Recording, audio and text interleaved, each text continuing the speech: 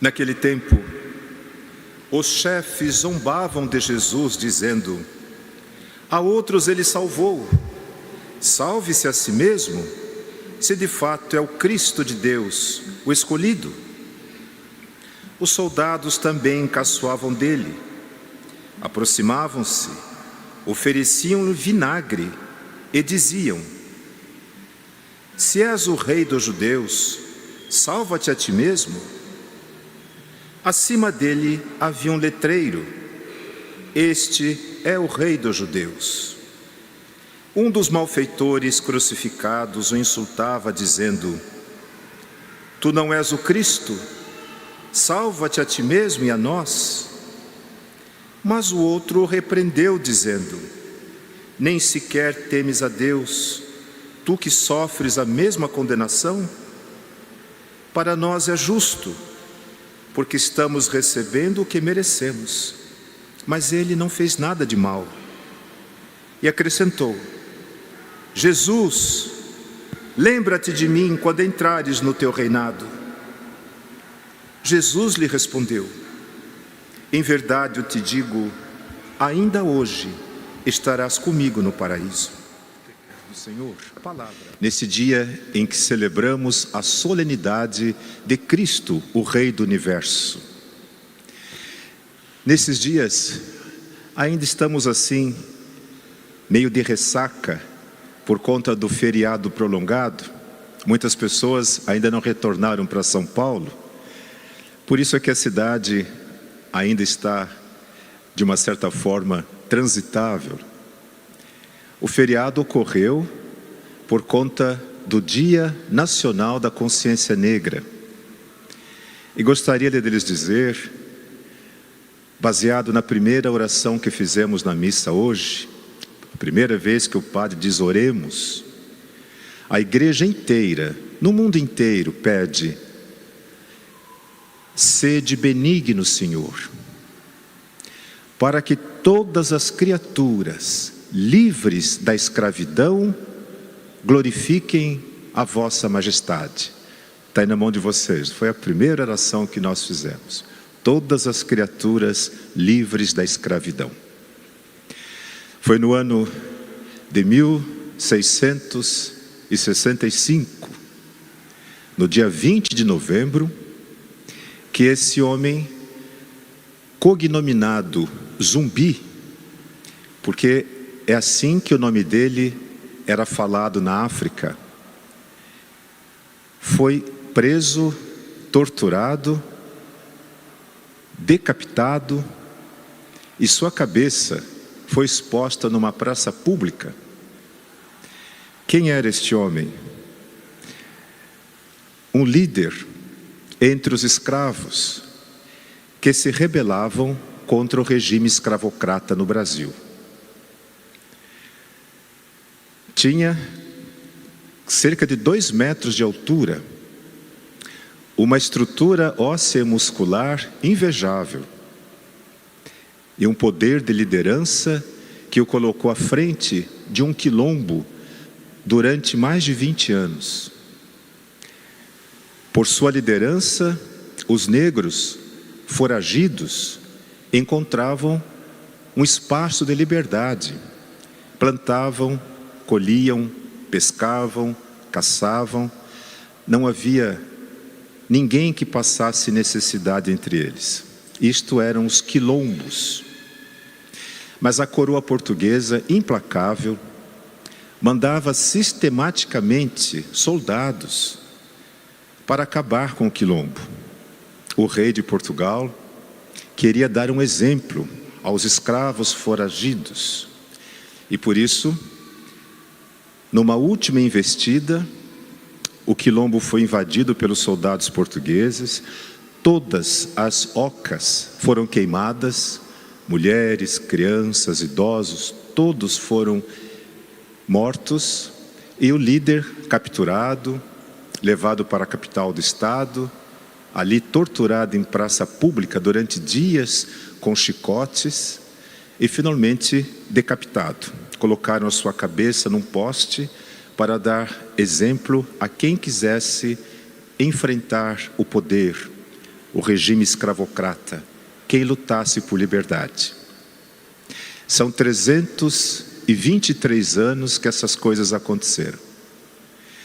E somente há pouco tempo é que foi instituído o Dia Nacional da Consciência Negra, para homenagear este líder revolucionário e para que também nós, os brasileiros, pudéssemos ter uma noção da nossa história. Assim se formou o nosso povo. Quando a proclamação da abolição da escravatura foi assinada pela princesa Isabel, os fazendeiros exigiam do império uma indenização, porque eles tinham comprado as pessoas e para as libertar queriam receber uma indenização. O império não tinha dinheiro para isso. E foi preciso que forças do governo imperial invadissem algumas fazendas para tirar de lá os escravos que estavam presos nas senzalas. Tiveram que sair com a roupa do corpo, não puderam levar nada. E tiveram que se alojar nas ruas das cidades e ali enfrentar o ódio, o preconceito e o medo das pessoas. Não tendo como sobreviver, eles passaram a mendigar. E alguns deles se tornaram ladrões. Então criou-se, em relação aos negros no Brasil, um preconceito muito grande. Quando chegaram às grandes cidades, como Rio de Janeiro e Salvador, não havia lugar para eles, naturalmente, no centro da cidade. Então eles foram morar nos morros. É o que nós vemos até hoje, a favela da Rocinha, no Rio de Janeiro. Ou então, o entorno da cidade de Salvador, na Bahia. São milhões de pessoas que habitam ali há mais de 300 anos. O Brasil foi o último país do mundo a decretar o fim do regime escravocrata negro. O último país do mundo. E só o fez por pressão dos Estados Unidos e da Inglaterra, que queriam comercializar produtos e por isso não podiam competir com um país que tinha mão de obra escrava, portanto não pagava salário e por isso os produtos feitos no Brasil eram mais baratos. A Inglaterra e os Estados Unidos tinham que pagar para os trabalhadores, por isso o produto era mais caro. Então, a Inglaterra colocou a sua esquadra no meio do Atlântico e afundava os navios chamados negreiros que vinham para o Brasil. Milhares de pessoas morreram assim na travessia, nos porões dos navios, sem saber o que estava acontecendo. As embarcações inglesas detonavam, afundavam os navios. Mas ainda assim os fazendeiros conseguiam trazer, através dos piratas, mão de obra escrava da África, mesmo contra as leis do império. O que é que os ingleses fizeram? Colocaram seus navios no litoral do Brasil, Bahia, Recife, e quando percebiam à noite a chegada de um navio negreiro, eles o afundavam em águas territoriais brasileiras, sem nenhum respeito por nenhum direito internacional. Eu lhes digo isso para que nós saibamos que nós somos esta amálgama cultural que fez o povo do Brasil. Eu me baseio naquilo que os sociólogos importantes falam, Gilberto Freire, por exemplo. O Brasil não é uma nação, ainda não. Nós não temos uma identidade nacional.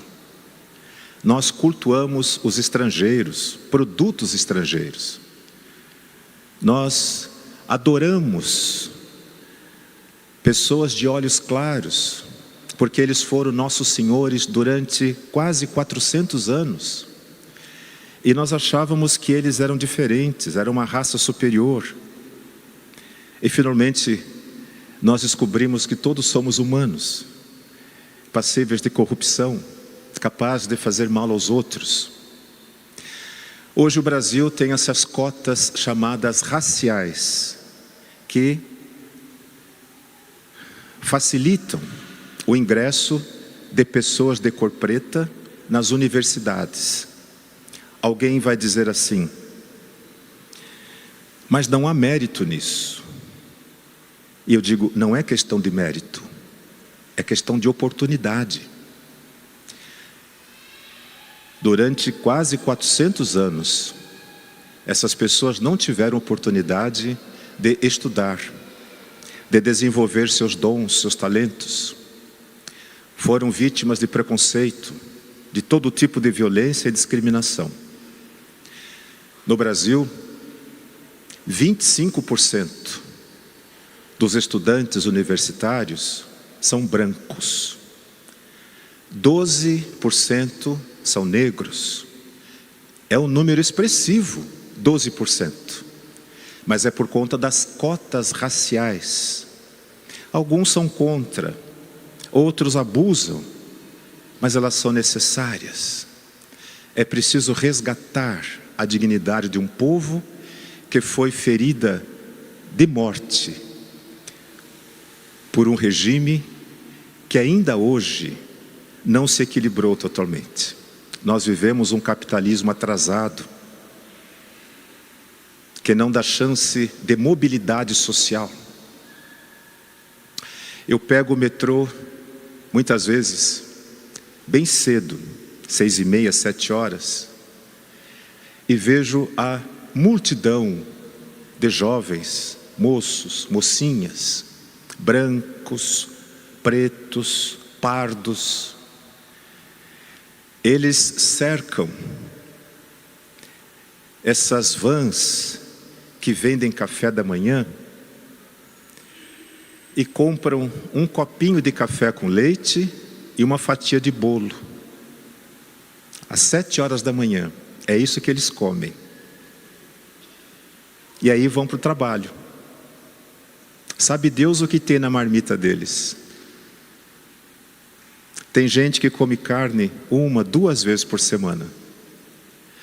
À noite eles vão estudar, chegam em casa, às vezes moram longe, atravessam lugares escuros e têm que acordar cedo no dia seguinte para que a roda continue virando.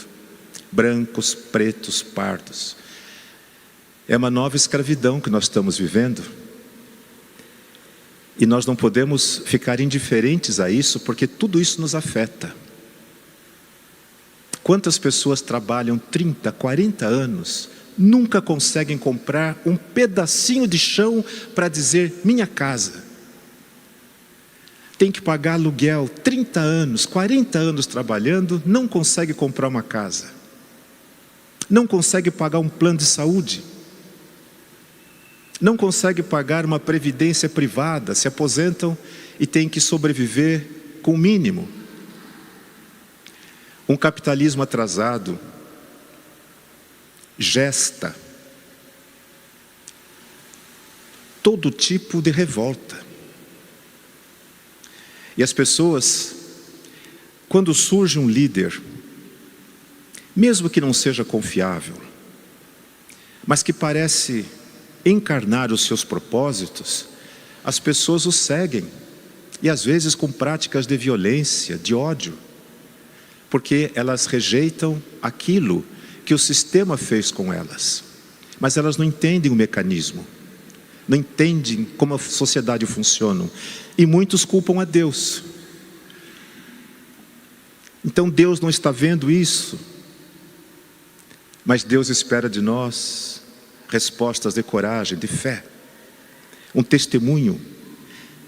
Por isso é que hoje, celebrando a festa, a solenidade de Cristo Rei, nós, os católicos, os cristãos do mundo inteiro, dizemos: Ele é o nosso Senhor, é a Ele que nós seguimos, é a sua lei que nós observamos. Não são ideologias humanas, nem de um lado nem de outro, que nos movem. Nós somos humanos, nós somos cristãos, Nós somos de Cristo e Cristo é de Deus. E foi Ele que nos ensinou a fazer aquilo que o Pai nos pede ao coração. E é por isso que Ele foi preso, por isso é que Ele foi torturado, por isso é que o mataram de forma exemplar na cruz, para que as pessoas tivessem medo da liberdade, medo de lutar pela justiça, medo da verdade. Quiseram calar a Deus, matando a Jesus. Mas Ele renasce no coração de toda pessoa que tem fé e que acredita que vale a pena viver. Porque Deus fez esse mundo para todos nós e plantou aqui um paraíso. E tendo terminado a sua obra, Ele sentiu prazer, porque viu que tudo era bom. E colocou o ser humano, eu, você, nesse paraíso, para que pudéssemos cuidar da sua obra. E um dia, quando finalmente estivermos na presença dEle, e olharmos para a sua face, Ele irá perguntar com certeza a cada um de nós: o que foi que você fez da vida que eu lhe dei? Como foi que você cuidou do jardim que eu plantei? Onde está o teu irmão?